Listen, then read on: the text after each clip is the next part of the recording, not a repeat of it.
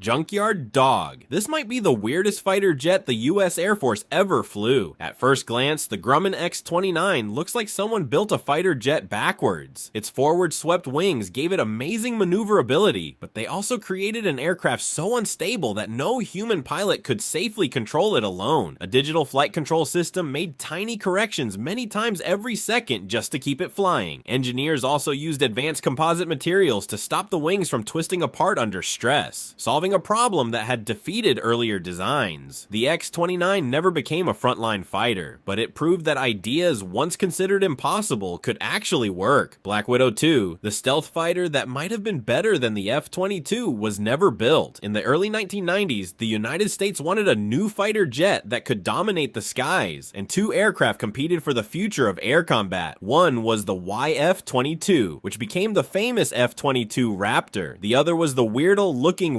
IF-23, a stealth aircraft that looked like it belonged in a futuristic movie. The 23 had incredible speed, long range, and a design focused on staying hidden from enemy radar. Many aviation fans still argue that it may have had advantages over the F-22, but the Air Force still chose the 22, and the 23 was never put into production. Today, only two prototypes remain, making it one of the most fascinating fighter jets that almost changed history. The Goblin. This tiny fighter jet looked like a joke, but it was actually a serious Cold War weapon. In the late 1940s, the United States faced a problem. Giant bombers could carry powerful weapons, but they had limited protection from enemy fighters during long missions. So engineers created a wild idea called the XF-85 Goblin, a fighter jet small enough to be stored inside a bomber. When the bomber was threatened, the Goblin would drop out, fight enemy aircraft, and then return home by attaching back to the bomber. On paper, it sounded like the future of air combat. In reality, the tiny jet was difficult to control, and reconnecting with the massive bomber was almost impossible. The project was eventually abandoned, but the XF-85 Goblin became a legendary example of how far engineers were willing to go to create the perfect fighter. The Dragon. The Saab 35 Drain was so advanced that it could perform a maneuver many modern pilots still find impressive. When Sweden introduced this fighter jet in the 1950s, many people wondered what they were looking at because its design was unlike anything else flying at the time. Instead of copying traditional fighter shapes, Saab created a machine with a unique double delta wing that looked strange but solved some serious engineering problems. The Drain was built for one main purpose: defending Sweden during the Cold War. Its job was to take off quickly, intercept enemy aircraft, and operate from short runways and hidden air bases across the country. The unusual wind design gave it incredible speed, high altitude performance, and impressive control during extreme flight conditions. But the most famous thing about the Drain was not just how fast it could go. Test pilots discovered that the aircraft could perform a dramatic maneuver called the Cobra, where the jet suddenly pitches its nose upward while maintaining control. At the time, this was almost unheard of and showed just how much control the Dragon had at high angles of attack. Stiletto. You would think this jet was a supersonic monster. It was not. The Douglas X-3 Stiletto looked like someone forgot to finish building the wings. The plan was for it to cruise past Mach 2 and unlock the secrets of sustained supersonic flight. But the powerful engines it was designed around never became available, forcing engineers to install weaker ones that left the aircraft struggling to even break Mach 1 in level flight. On paper, it was a disappointment. In the air, though, it revealed something unexpected. During one high-speed test, the aircraft experienced inertial coupling, a violent motion that nearly caused a crash and exposed a major danger facing future supersonic jets. Those lessons directly influenced later aircraft designs and flight testing, proving that even a failed experimental jet could change aviation history. Flying Ram. Almost nobody knows America once tried to build a fighter that attacked enemy bombers by ramming into them. During World War II, North developed the XP-79 Flying Ram, a futuristic flying wing unlike anything else in the sky. Instead of relying only on guns, the aircraft was designed with a strong magnesium structure that engineers believed could survive glancing impacts with enemy bombers while tearing away parts of their wings or tails.